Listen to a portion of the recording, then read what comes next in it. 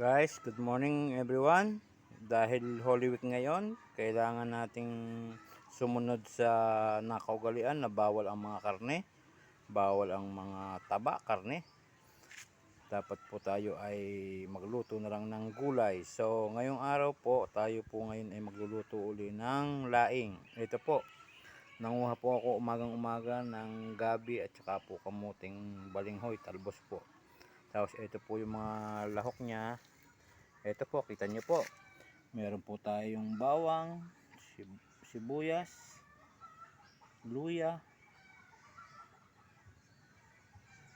sili, magic sarap, asin at paminta. Tapos po, lalagyan po natin yan ng suka pagka po naiiga na. Tapos di po mawawala yung pampasarap. Ito po, lalawan po natin siya ng toyo para po mas masarap ang ating magiging laing. So, ito naman po yung sinasabing unang piga ng gata. Yan po ang ating ang huling na nating lalagay. So, yung pong kabila, yan po ang ating pangalawang gata. So, para po maging malapot, dapat po mayroon pong ilalagay na malapot ding gata. Go. So, pag nagluluto tayo ng laing, para po hindi makate, may diskarte po akong ginagawa. Ginagawa ko po, akin po munang niluluto sa mainit na tubig yung ating mga talbos para po matanggal po yung kate. Go. Hanguin na po natin pagkatapos po natin pakuluan ang ating gabi at talbos ng kamote. Go. So, maglalagay po tayo ng langis. Dahil kailangan po nating maggisa. Magigisa na po tayo ng mga ricado. Atin pong unang ilalagay ay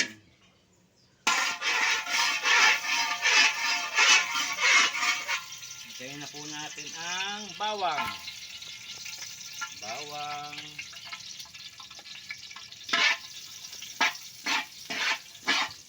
Siyempre, pagkalagay ng bawang, isunod po natin ang luya.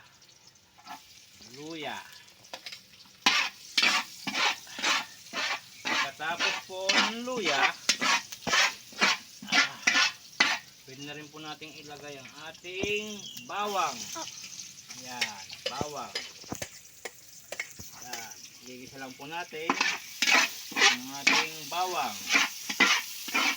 Sunod po ang ating sili. Yan, sili.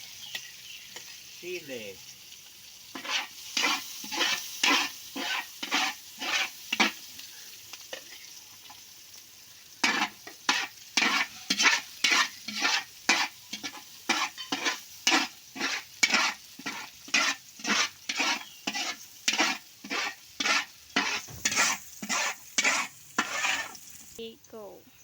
Ilahok na po natin ang gata.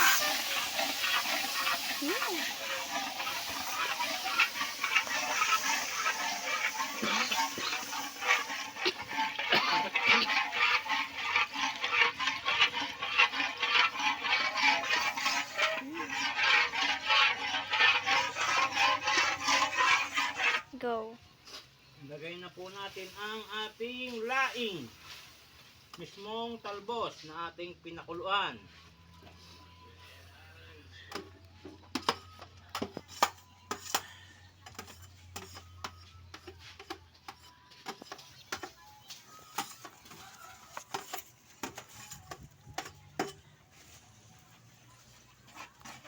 Go. Siyempre, lalagay na po natin ang ating asin. Magic sarap. At paminta. Yan po. Para po habang kumukulo ay humahalo na rin po yung lasa ng ating pampasarap.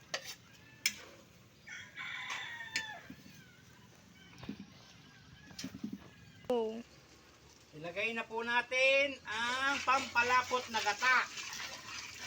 para po maging mas masarap ang ating ginagawang laing. Yan po. Hanggang sa maiga, kailangan po talaga natin yan para po masarap.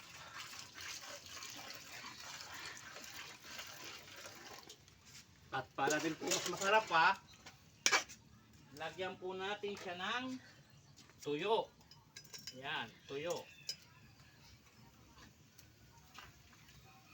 Go. So, lagyan po natin ng konting suka. Optional po. Kung gusto nyo pong masim-masim. So, kung ayaw naman po, huwag nyo pong lagyan. Yan po. Iigahan na lang natin ito. At budol fight na. Pag naiga po ito, nagpula-pula po, ito po ay ready to eat na. Iigahin lang po natin ng mas maganda. Yan po! Finished product na po ang ating laing. Kitang-kita nyo naman. Kulapot na.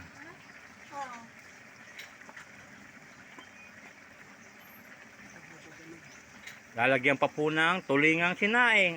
Lalo nang sumarapalo. Siya na